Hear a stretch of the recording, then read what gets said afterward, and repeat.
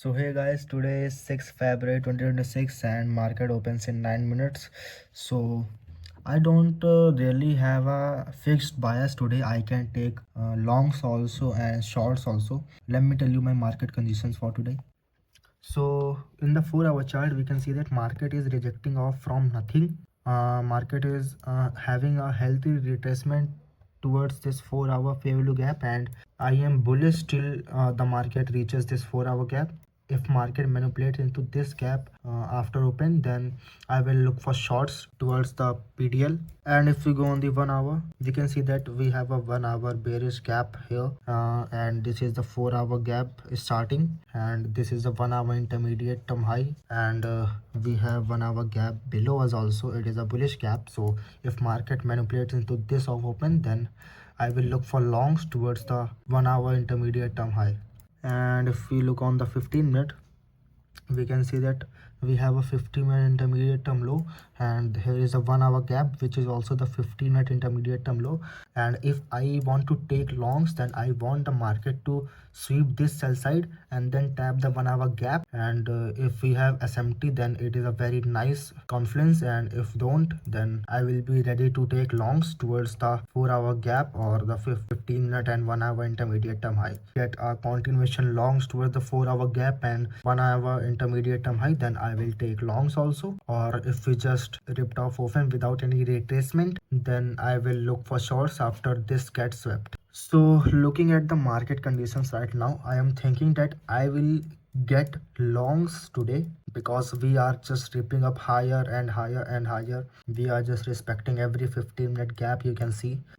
So that is my bias for today, and let's see what happens. Maybe I will get a trade or maybe I will not get a trade. Today is the last day of the first week of February and I haven't taken a single trade till now.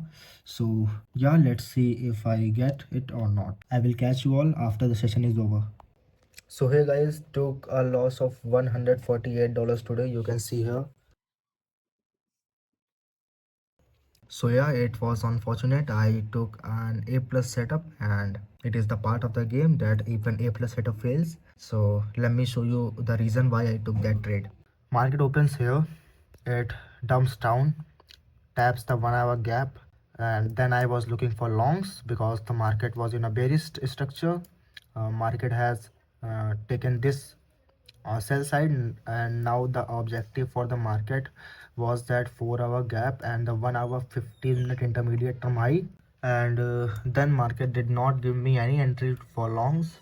It just ripped up open, and after then it took out the 4-hour gap, means the market taps the 4-hour gap, and I wanted the market to take the 15-minute or the 1 hour intermediate term high, but we end up getting a very nice SMT here with ES. We can see that ES took the 1 hour intermediate term high and the 15-minute intermediate term high, which is around here. And at the time when I took this trade, the market was around here. It is around 940, and I took this trade around 941. So if ES took the 1 hour and 15-minute intermediate term high, then NQ did not need to take that. So we get a very nice inversion here with SMT with ES and a very nice momentum in the inversion candle, and we get a very nice break even point. We have a 15-minute key level here. This is the fair value gap that the market is rejecting off, and at the time I take this, the market was inside this.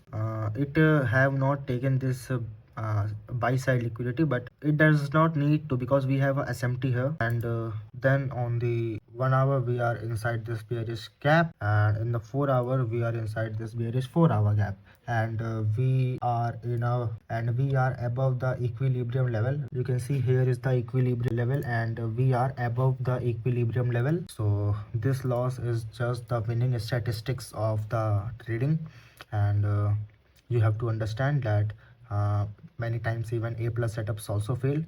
And this 5-minute gap was my break-even point, and this 930 low was my target. My bias is right, I think, because if the market dumps now, it means that my bias is right. And this setup was also nice, and my win rate is 70%, not 100%, so losses will happen.